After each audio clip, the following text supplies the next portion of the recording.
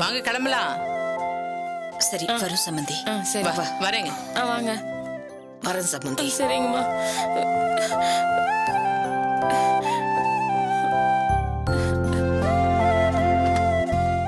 பாத்து வாமா, பாத்து.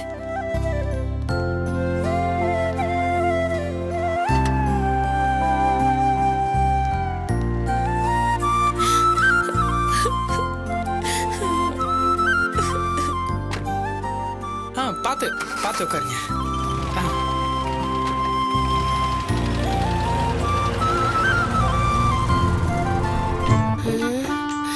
சோபா நடிக்கிறதுனா எவ்வளவு பெரிய கஷ்டமா இருக்கு. வாடி உள்ள. அப்பா, ஐயோ, ஷோ, ஐயோப்பா. இந்த புள்ளைகளை வச்சு சமாளிக்கிறதுக்குள்ள போதும் போதும் நாய் போயிடுது. கிழிச்ச உன் நடிப்ப நம்ம வீட்டுக்கு மொத்த வந்த கார் டிரைவர் கூட நம்ப மாட்டான். ஏய், எதை வச்சு நீ சொல்ற? இது மைக் வச்சு வேற சொல்லுவாங்களா? பார்த்தாலே தெரியுது. நீங்க 2 பேரும் ஒழுங்கா இருந்திருந்தா எனக்கு ஏண்டி இந்த நிலைமை வரப்போகுது? உன் தப்ப மட்டும் ஒத்துக்கவே ஒத்துக்காத. நீங்க வாங்கோ.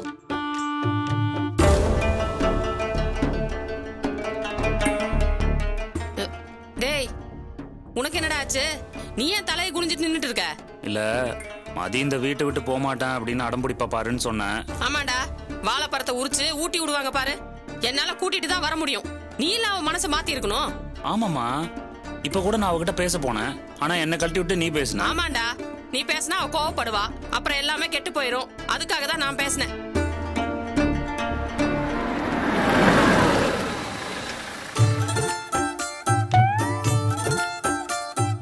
என்னடா கார் வந்து நிக்குது? நீ இந்த சோத்தை எடுத்துட்டு வந்துருன்னு சொல்லிட்டாளுங்களா?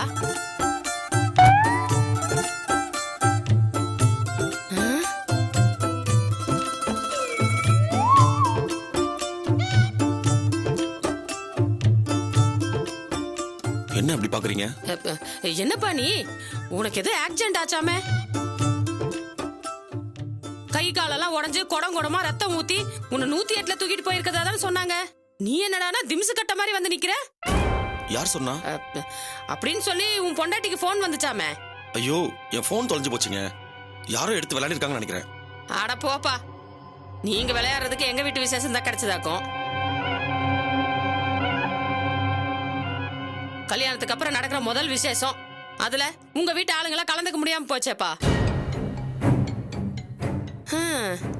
நான் எப்படியெல்லாம் இதை பண்ணணும்னு நினைச்சிட்டு இருந்தேன்.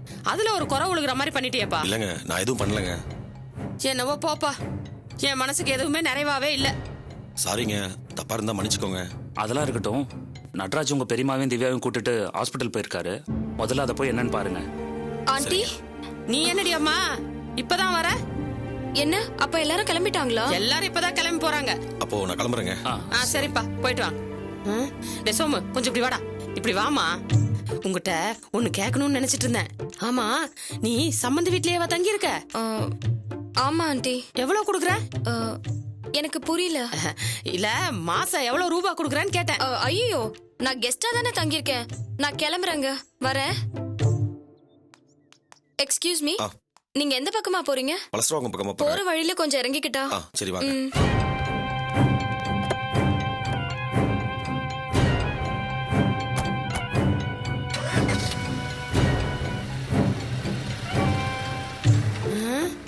என்னடா அது? உன் மாமியார் ரெஸ்டா இருந்தா காசே கேட்காதாமே. இது தப்பா சொல்லட்டுமோ?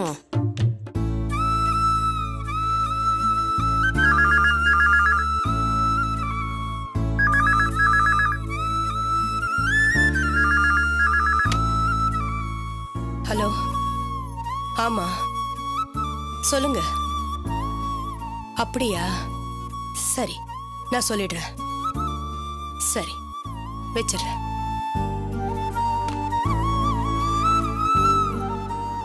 என்னங்க, கடையில இருந்துதான் போனு. லோடு இறக்கணுமா? இதுக்கு மேல என்னத்த லோடு இறக்கி சம்பாதிச்சு விடுபடுவதான். அப்பா, என்னப்பா இது? ப்ராப்ளம்ஸ் இருந்தாதான் அதுக்கு பேர் ஃபேமிலின்னு நீங்களே சொல்லிருக்கீங்களே. என்னப்பா நீ, நமக்கு பாதிப்பு இல்லாத வரைக்கும் எந்த பிரச்சனையும் சாதாரணமா தான் இருக்கும். நேரடியா நாமளே பாதிக்கப்படும் போதுதான் வலிக்குது. தலைவலியும் காய்ச்சலும் தனக்கு வந்தா தான் தெரியும்னு சொல்லுவாங்க.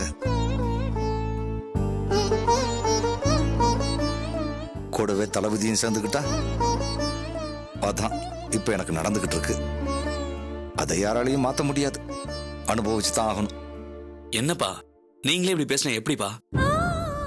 அம்மாவோட நிலைமை கொஞ்சம் யோசிச்சு பாருங்க. அவளை பத்தி கவலைப்படுறதுக்கு என்ன இருக்கு? கண்ணில் மட்டும்தான் உசுரை வச்சுக்கிட்டு தெரியுறா, அவ்வளவுதான். மற்றபடி ஆளில மாட்ட சக்க மாதிரி ஆயிட்டா பாரு.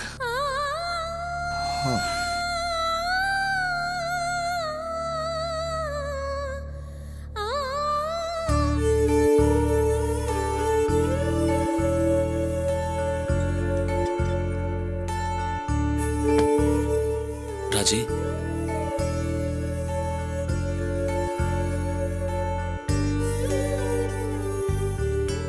ராஜி,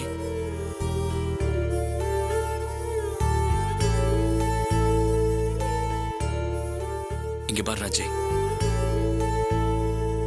இது மனசுக்கு ரொம்ப கஷ்டமான விஷயம், எனக்கு நல்லா தெரியுது. நீ படிச்ச பொண்ணு, உனக்கு இதெல்லாம் புரியும். இந்த மாதிரி பிரச்சனை வந்தப்போ அதை ஈஸியா நிறைய தடவை டேக்கிள் பண்ணிருக்க. அப்பெல்லாம் எனக்கு உன்னை பாக்குறப்போ ரொம்ப ஆச்சரியமா இருக்கும். அதுக்காக எல்லா நேரமும் இப்படிதான் நடக்கும், அதை ஈஸியா எடுத்துக்கோன்னு சொல்ல வரல. இந்த விஷயத்துல நான், அப்பா, அம்மா, அதையும் தாண்டி நித்யா மொத்தமா சேர்ந்து தப்பு பண்ணிட்டோம்.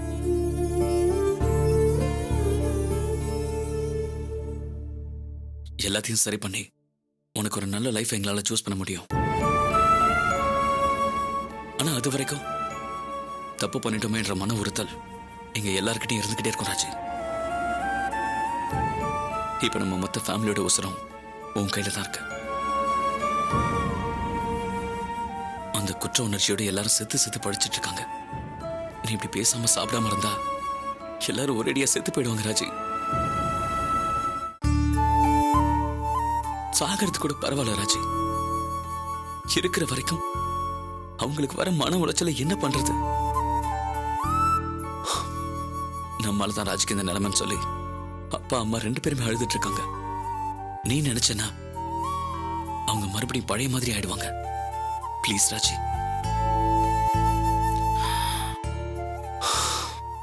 நீ இன்னும் கொஞ்சம் டைம் எடுத்துக்கோ, நல்லா யோசி.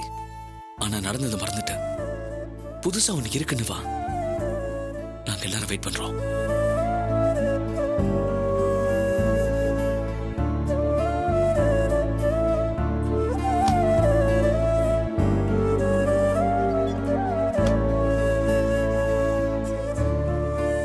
அப்பா, ராஜிகிட்ட பேசியிருக்கேன், சரியாயிடுவாப்பா. சீக்கிரமா அவ சகஜமாயிடும் நம்புறேன்ப்பா. ஏன்பா இவங்களுக்கெல்லாம் ஏன்பா இப்படி புத்தி போகுது? மத்தவங்களை விட நாம ஒண்ணும் எந்த விதத்திலயும் குறைஞ்சு போயிடல.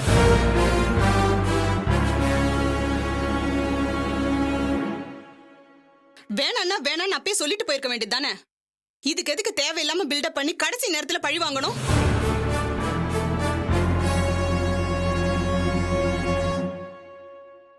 என்னம்மா பாக்குற? எல்லா விஷயமும் எனக்கு இப்பதான் தெரிஞ்சது.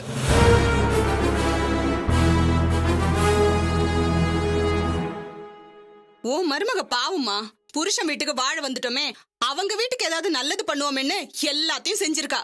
அவ மேல எந்த தப்பும் இல்ல.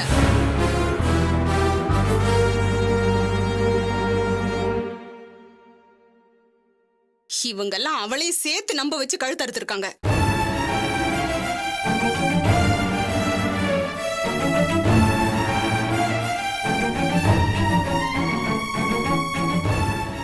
எதுக்கு இப்படி பேந்து பேந்து முழிக்கிறீங்க? இவ்ளோ பிரச்சனைக்கும் காரணம் அந்த மதிதானா?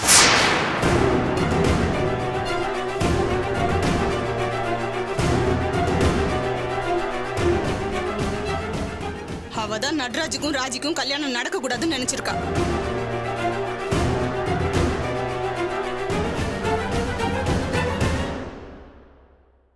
எல்லாத்தையும் யோசிச்சு திட்டம் போட்டு நடத்தி காமிச்சிட்டா. அக்கா, இப்ப எதுக்கு தேவையில்லாம பேசிட்டு இருக்க? நீ சும்மா இருடா, உனக்கு ஒண்ணும் தெரியாது. உனக்கு மட்டும் எல்லாம் தெரியுமா? நீ ஏன் உன்னை கற்பனை பண்ணிட்டு பேசாதக்கா? ஏய், எனக்கு என்ன பைத்தியமாடா பிடிச்சிருக்கு? எல்லாத்தையும் நான் நல்லா விசாரிச்சுட்டேன்டா. மதிதான் இவ்வளவும் செஞ்சிருக்கா. உனக்கு யார் சொன்னா? அந்த வீட்ல இருக்கிறவங்களே சொன்னாங்க.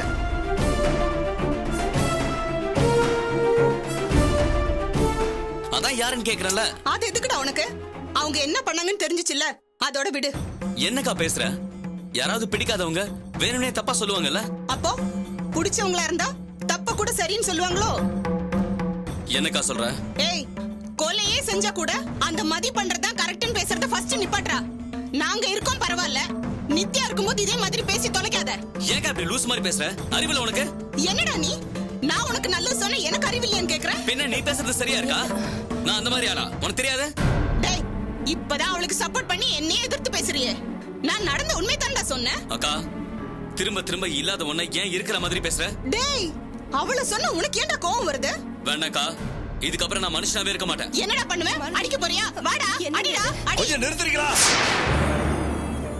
ஏற்கனவே நான் மனசு உடைஞ்சு போயிருக்கேன். இதுல நீங்க வேற சண்டை போட்டுக்கிட்டு இருக்கீங்க. எல்லா தப்புக்கு நான் தான் காரணம்னு உங்களுக்கு 1000 தடவை சொல்லியாச்சு. அந்த வேதனையிலிருந்து மீண்டு வர முடியாம இருக்கிறேன். தயவு செஞ்சு அந்த தப்பை நீங்களும் பண்ணிடாதீங்க. உங்களை கையெடுத்து கும்பிடுறேன். போங்க உள்ள போகட்டுறல்ல.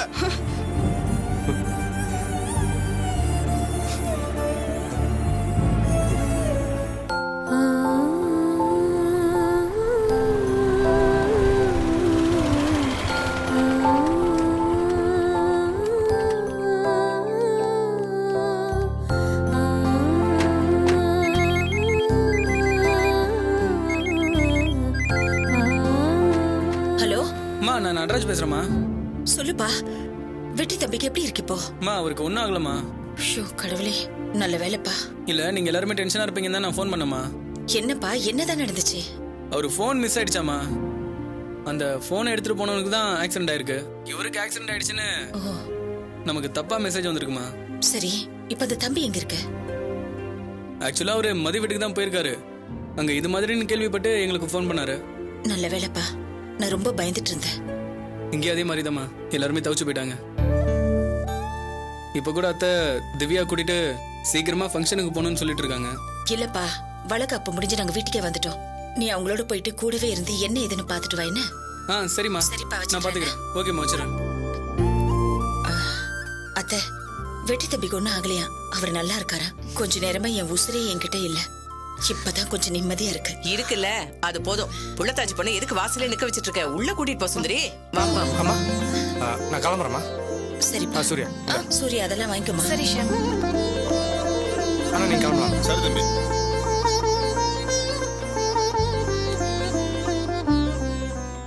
அத்தை உட்காருங்க அத்தை. ஐயோ மதி, பாத்து மதி. என்னம்மா இது? பண்ணலம்மா, சின்னதா ஸ்லிப் ஆயிடுச்சு. இப்படி உட்காரு. என்ன சம்மந்தியமா நீங்க? என் மருமகளை உங்களை நம்பி தான் அனுப்பிச்சு வச்சேன். இப்படி தடமாற விட்டுட்டீங்களே. குட்டி சும்மா இரு குட்டி. மதி, உன் மாமியாருக்கு ஆஸ்கர் அவார்டே கொடுக்கலாம். என்ன, அவங்க நடிக்கிறத நம்மளால ஜீர்ணிக்கவே முடியல. ஆனா நம்ம நம்புறோம் அவங்க எப்படி நினைக்கிறாங்க? ஆனா மதி, ஒரு நடிப்பு யூனிவர்சிட்டி கிட்டயே நீ இவ்வளவு நாள் இருந்திருக்க. உண்மையிலே நீ கிரேட் தான் மதி.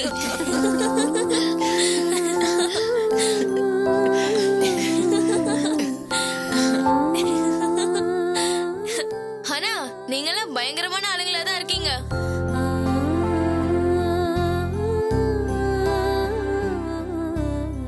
அவங்க நடிக்கிறத பார்த்துட்டு எப்படி உங்களால சிரிக்காம இருக்க முடியுது?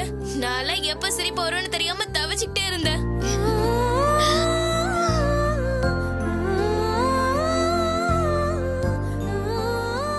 ஆனா அவங்க இருக்காங்களே, மதியையும் அம்மாவையும் ஃபேஸ் டு ஃபேஸ் பார்த்து நடிக்கிறாங்க. நீங்களும் எதுவுமே தெரியாத மாதிரி நிக்கிறீங்க. ஆனா உங்களுக்கு தைரியம் ரொம்ப ஜாஸ்தி தான். சும்மா இருக்க மாட்டேன். அக்கா கோவிச்சுக்க போறா. பாட்டி, நீங்க வேற. அவ சொல்றது கரெக்ட் தான். அதுவும் இன்னைக்கு ரொம்ப ஓவர் ஆக்டிங் பண்ணிட்டாங்க. நீ வேறம்மா, அவ கூட சேர்ந்துட்டு நீயும் பேசுற. அவங்கள பத்தி உங்களுக்கு தெரியாது பாட்டி. மதி, அவங்க இப்பெல்லாம் முன்ன மாதிரி இல்லம்மா. ரொம்ப வெகிலி.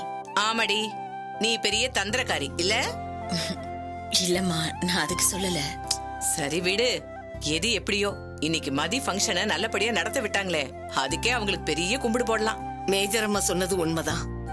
மனசுக்கு நிறைவா வளகாப்பு நடந்தது.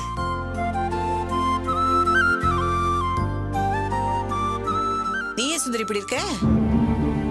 உன் சம்பந்திய கிண்டல் பண்ணிட்டோன்னா? ஐயோ, அதெல்லாம் இல்லம்மா. நட்ராஜ திவ்யாவும் இல்லாம போயிட்டாங்கல்ல, அதான். என்ன பண்றது? நல்ல வேளை அசம்பாவிதம் எதுவும் நடக்கலையேன்னு சந்தோஷப்பட்டுக்க வேண்டியதுதான். ஆமாமா, இந்நேரம் ஏதாவது ஆயிருந்தா என் மருமக தலையை போட்டு உருட்டி இருப்பாங்க. பாவமா அவ. ஏய், உன் மகனோட தலையும் தான் உருளும், அத மறந்துடாத. அது பரவாயில்லம்மா, ஆனா அந்த பொண்ணு திவ்யா பாவம்ல. மா நீ என்னம்மா இப்படி ஆயிட்ட? இல்ல மதி, இதெல்லாம் பொண்ணுங்களை பெருசா பாதிக்குமா. இவ கல்யாணம் ஆகி போன நேரம் சரியில்லை, அப்படி இப்படின்னு வாய்க்கு வந்தபடி எல்லாம் பேசுவாங்க.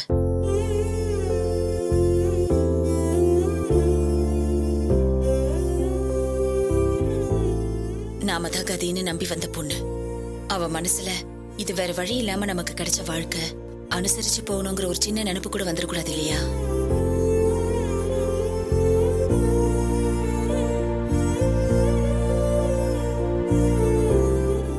இது நான் நினைச்ச வாழ்க்கைன்னு அவளுக்கு தோணணும். அந்த அளவுக்கு நான் அவளை பாத்துக்கணும். அப்போ இனிமே நீ எங்களால கண்டுக்க மாட்ட, அப்படிதானே? அப்படி இல்ல குட்டி, ஆனா உங்களை விட நட்ராஜை விட திவ்யாவை ஒரு படி மேல வச்சுதான் பாக்கணும். அது எப்படி நீ மட்டும் இப்படி இருக்க? அம்மாவா ஜொலிக்கிற, மாமியாரா ஜெயிக்கிற, அது என்ன ரகசியம்னு எங்களுக்கு கொஞ்சம் சொல்லி கூட. ஐயோ என்னம்மா நீங்க எதை கேட்டாலும் இப்படி ஒண்ணு சொல்லிடு. மேடம், எனக்கு தெரிஞ்சு மாமியார் ரோல தெளிவா பண்றது மதியோட மாமியார் தான். சென்டிமெண்ட், ஆக்ஷன், அழுகன்னு சமய பண்றாங்க. ஏன் ஓட்டல அவங்களுக்கு தான். இரு இரு, உனக்கு ஒரு மாமியார் வருவாங்கல்ல. ஓ மாமியார் மாதிரி இருந்தாங்கன்னு வைய, சத்தியமா நான் கல்யாணமே பண்ணிக்க மாட்டேன். சரி சுந்தரி, அப்ப நான் கிளம்புறேன். சரிங்க மதி, இனிமே நீ மைண்ட் ரிலாக்ஸா வச்சுக்கணும்.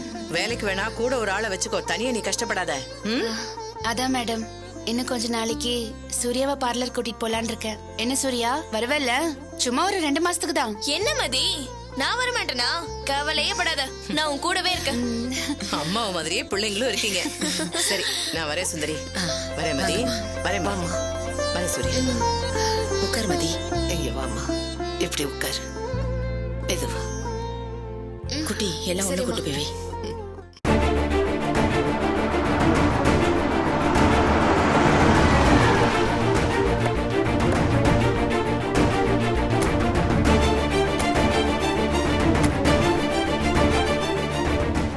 ஆமா சார், அதே நம்பர் வேணும்.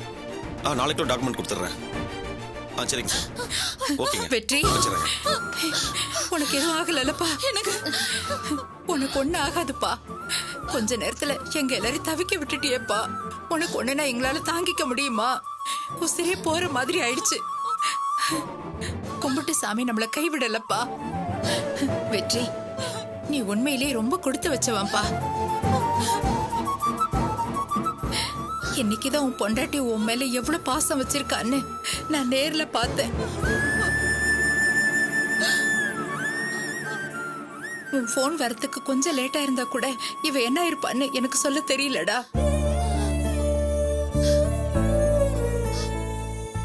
சரி, என்னதான் நடந்துச்சு? ஒன்னில பெரியமா, கல்யாணத்தன்னைக்கு நைட்டு ட்ரெஸ் எல்லாம் பர்ச்சேஸ் பண்ணோம்ல, கடை ஓனர் என்னோட ஃப்ரெண்டு. அன்னைக்கு நைட்டு அவன் பணம் எதுவும் வாங்கிக்கல. சரி, இன்னைக்கு போய் செட்டில் பண்ணிட்டு அப்படியே வளகாப்பு ஃபங்க்ஷனுக்கு வந்துடலான்னு போனேன். வழியில போன் எப்படி மிஸ் ஆச்சுன்னு தெரியல.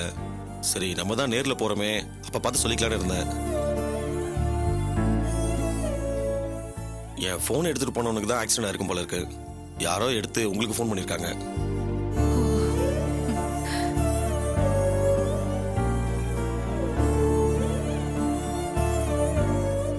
வளகாப்பு நடந்துட்டு இருக்குன்னு அங்க போனா அங்கதான் விஷயம் தெரிஞ்சது. எனக்கு ஷாக் ஆயிடுச்சு. அப்புறம் தான் உங்களுக்கு ஃபோன் பண்ணி விஷயத்த சொன்னேன். இல்லை, தகவல் சொன்னவரும் உங்கள் ஃபோனை சுவிட்ச் ஆஃப் பண்ணி வச்சிருந்தாரு. அதான் பெரிய பிரச்சனை ஆயிடுச்சு. ஃபோனுக்கு ஆசைப்படுறதுனால தான் ஒருத்தனுக்கு ஆக்சிடென்ட் ஆயிடுச்சு. இவன் மட்டும் என்ன? வேணா வெற்றி, போனது போட்டோம். இனிமே எதிரிக்கு கூட இந்த மாதிரி ஒரு நிலைமை வரக்கூடாது. அந்த அளவுக்கு வேதனையை கொஞ்ச நேரத்திலே அனுபவிச்சிட்டோம். ஆனா இவ்வளவு கஷ்டத்திலயும் மாப்பிள்ளதான் தைரியம் சொல்லி நம்பிக்கையோட இருந்தாரு.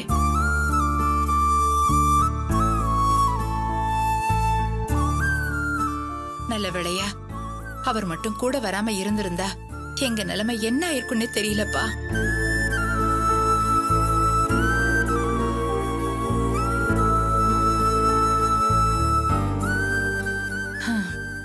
நம்ம பொண்ணு அங்க போனதுக்கு அப்புறம் அவங்க வீட்ல நடக்கிற விசேஷம். அதுல போய் கலந்துக்க முடியாம போயிடுச்சு. மாப்பிள்ள, நீங்க உடனே கிளம்புங்க. மதி வீட்ல போய் விசாரிச்சுட்டு வாங்க. இல்லைங்க ஃபங்க்ஷன் முடிஞ்சு மதி நம்ம வீட்டுக்கே வந்துட்டாலாம். நான் ஃபோன் பண்ணப்ப அம்மா சொன்னாங்க. அவங்க வந்துட்டா என்ன மாப்பிள்ள, நாம மரியாதைக்கு போய் மதி மாமியாரையும் உங்க அக்கா வீட்டுக்காரையும் விசாரிச்சுட்டு வரதானே மர. நீங்க திவ்யா கூட்டிட்டு போயிட்டு வாங்க. சரிங்க.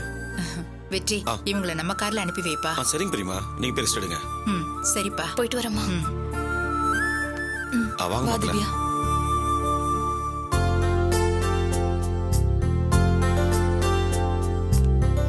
பரவாயில்லைங்க, நான் பாத்துக்கிறேன்.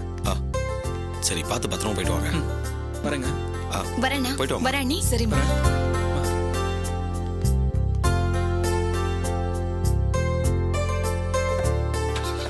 ஏன் கவிதா, பெரியமா சொல்றதெல்லாம் உண்மையா? எது? என்ன, என் மேல உனக்கு அவ்வளவு பாசமா? பின்ன இல்லையா? அப்ப நிஜமாவே எனக்கு ஆக்சிடென்ட் ஆச்சுன்னா இப்படிதான் பதறி இருப்ப இல்ல? வாய கழுவுங்க. இன்னைக்கு நான் பட்ட கஷ்டம் என்னன்னு உங்களுக்கு தெரியுமா? இங்க பாரு, அவ்வளவு சீக்கிரம் நான் செத்தெல்லாம் போக மாட்டேன். எங்க பெரியமாவுக்கு நான் கொடுக்க வேண்டிய டார்ச்சர் எவ்வளவோ இருக்கு. எனக்கு ஆக்சிடென்ட் சொன்னதும் பெரியமா எப்படி துடிச்சிட்டாங்க பாத்தீங்களா? ஆமாங்க, ரொம்ப அழுதுட்டாங்க தெரியுமா? நீ ஏன் இவ்வளவு அப்பாவே இருக்க?